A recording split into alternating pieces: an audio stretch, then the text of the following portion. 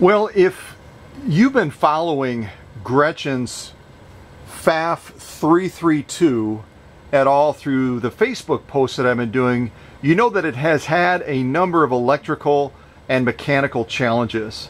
That's probably speaking conservatively. As a matter of fact, when she sent it to me, she was expecting probably that we would have to replace the entire circuit board that the motor is mounted to, but through a lot of steps and rewiring, I've been able to salvage that motor, which ultimately will save her some money, which is always a good thing, especially as we're approaching the holidays. Christmas is not too far away, and saving a little bit of money, that's a big deal. So I totally get it, and I always try to do that for my customers. But I got all of the rewiring done on the motor, on the connections over here where the tooth belt comes down. You can see some of my circuit connections, which were much better than what was in place when I started. If you've never used one of these connectors, they're wonderful. You basically strip a wire and you can slide them into that socket, into the clear part near the bottom, and then they lock onto that wire, and that wire will not come loose. So I love them.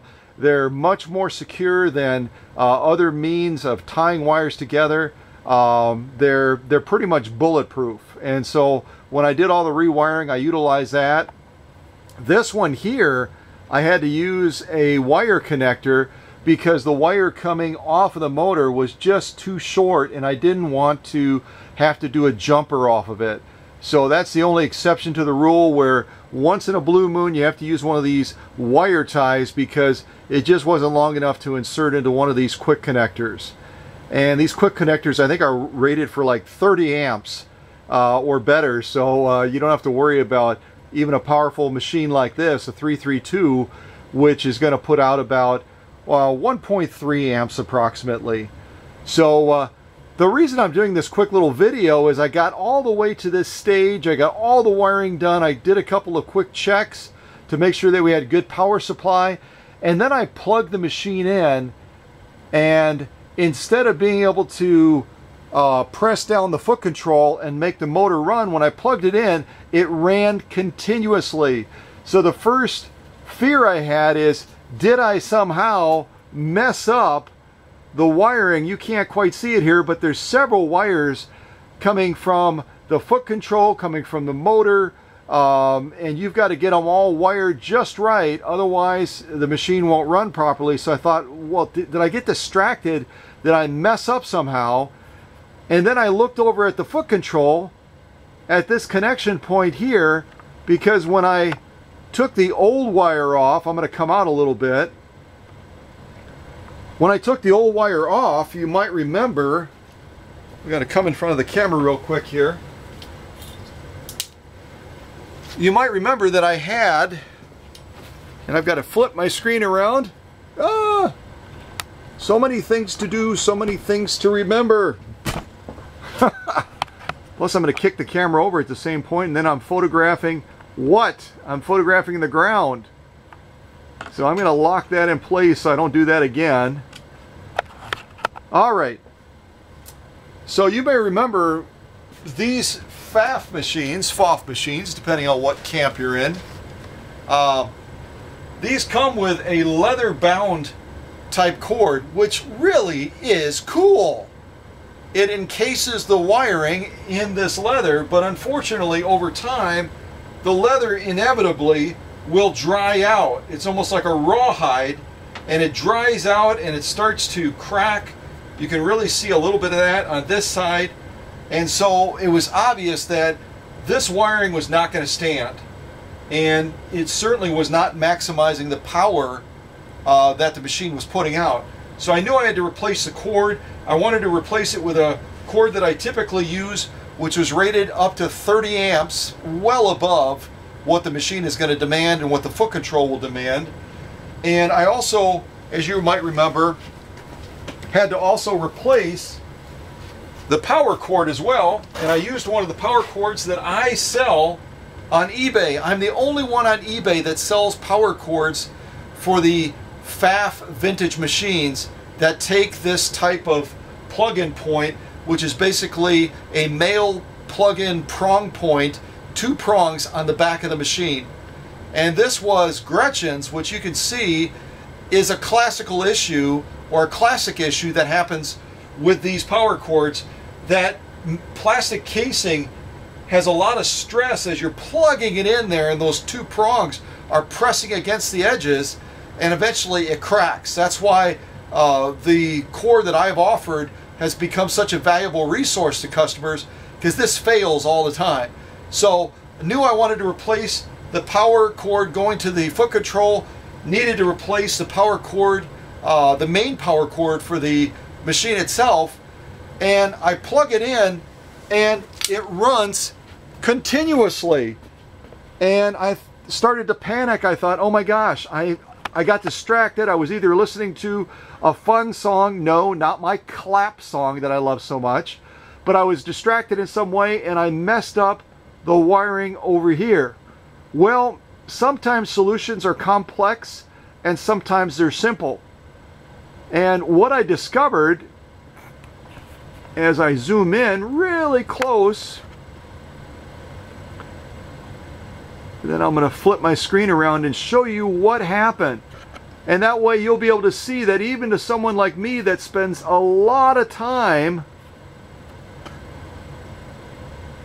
with these vintage machines on my workbenches, I can miss something obvious, or something can happen unexpectedly, and I can be utterly stumped. Because, like I said, I was panicking, wondering, what did I miss?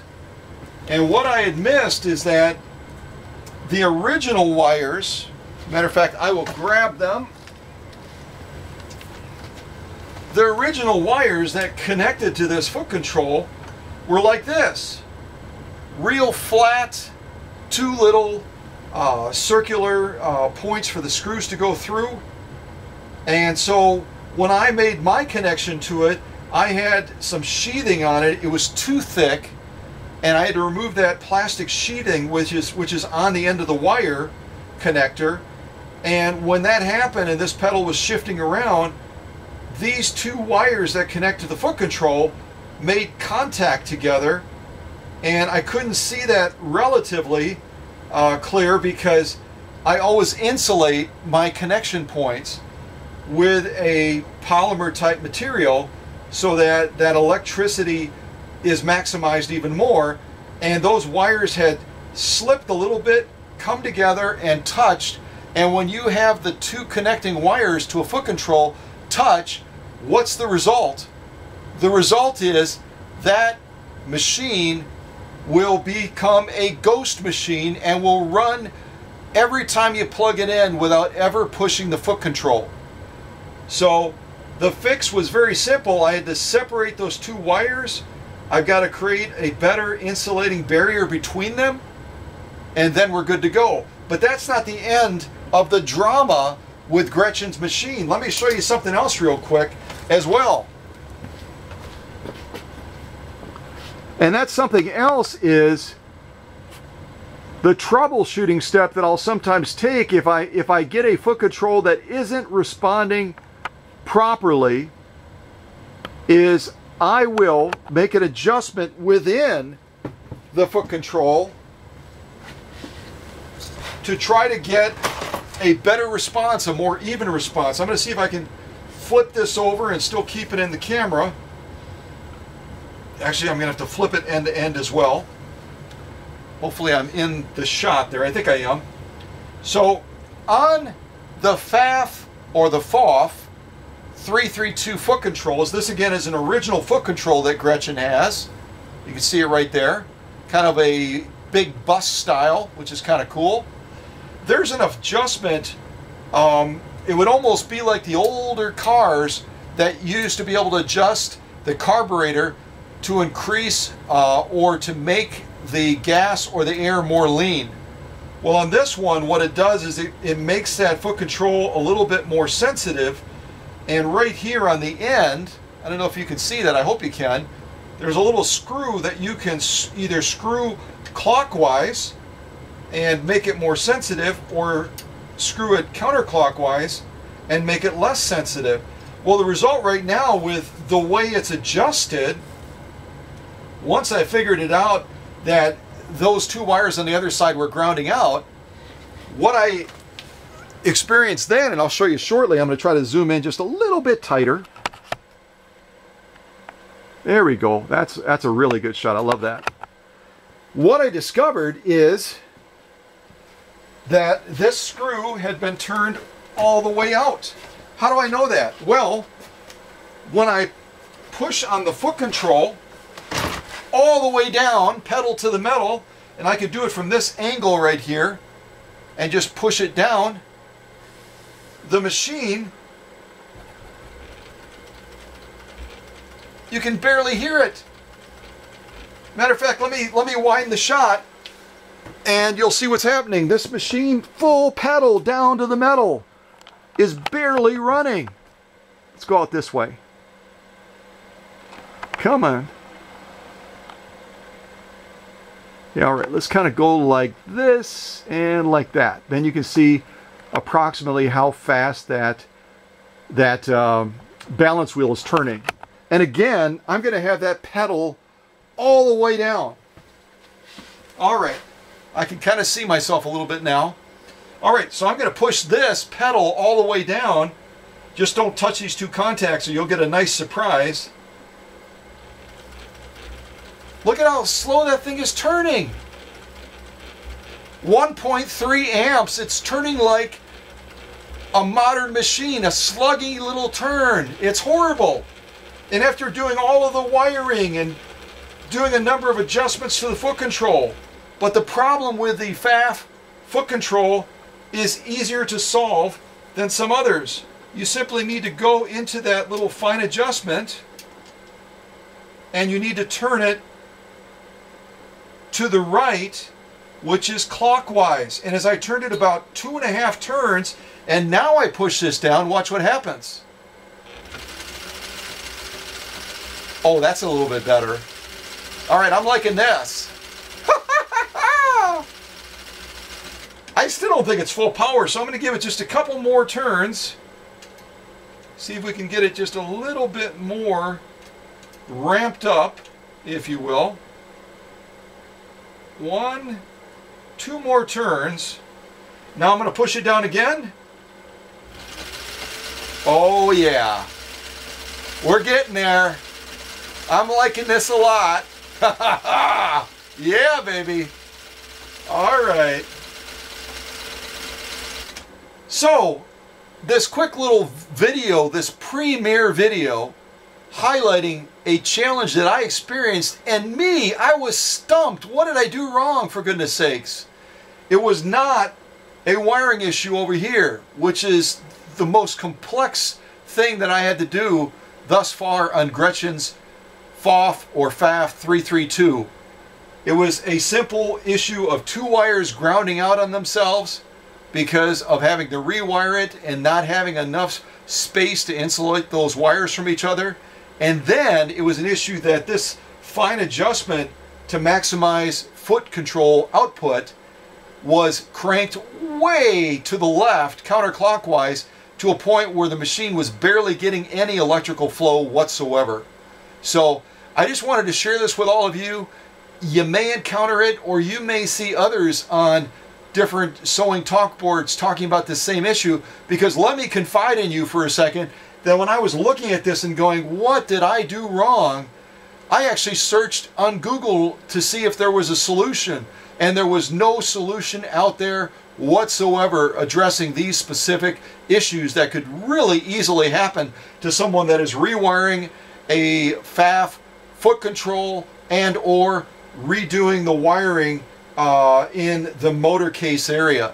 So if you happen to see someone going, oh my gosh, what the heck is going on? My machine's running like a turtle, a very sick turtle, or my machine when I plug it in is running continuously, you know the answer, and point them to our YouTube channel and let them watch this video. So Gretchen, your machine is real close to getting finished now. I'm extremely excited, and I should also show you something else that you've already caught a glimpse of in this video, and that is I'm not wearing my traditional DeWalt jacket. No, it wasn't stolen. Nothing horrifically bad like that. It's basically in the wash. I was involved in doing some drywall type work and stuff, and I had my jacket on. I should have taken it off. I didn't take it off. Shame on me. And it got all dirty.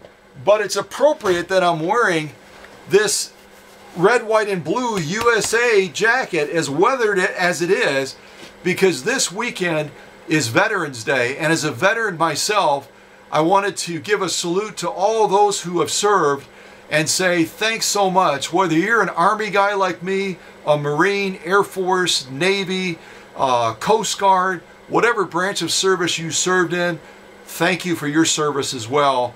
And take a moment either this weekend or on Monday to thank a veteran for their service. Freedom is not free, and all of us together standing, whether you've worn a uniform or whether you've supported a soldier, a Marine, an airman, and encouraged them in their service, whether you were a wife maybe behind the scenes, in rear detachment, doing all the good things that happen there to support families, all of that service in whatever form means all the difference in the world. So happy Veterans Day, and happy solution to this PFAFF or PFAFF 332 with its electrical challenges. So stay tuned for more videos, and remember again, we're wrapping up the contest for the machine giveaway on the 15th, which is coming up real close here, and Lori, I believe, is in the lead right now. She's got over 20 likes on her post underneath that Desert Rose on Facebook. So the rest of you that have made posts, you better get your troops rallied, because you're way behind right now, and Lori is way ahead. And any of you still that want to get your posts up there, you got time. So jump on that opportunity. Not a lot of channels that I'm aware of are giving away a fully restored vintage sewing machine. We're doing that. To celebrate again, over 1 million unique views on the channel, and also over 4,000 subscribers around the world. So get involved with this. If you're not going to write something, then look at the posts that have been made and like them if you like them. So that's it. Solution solved, problem overcome. Yes.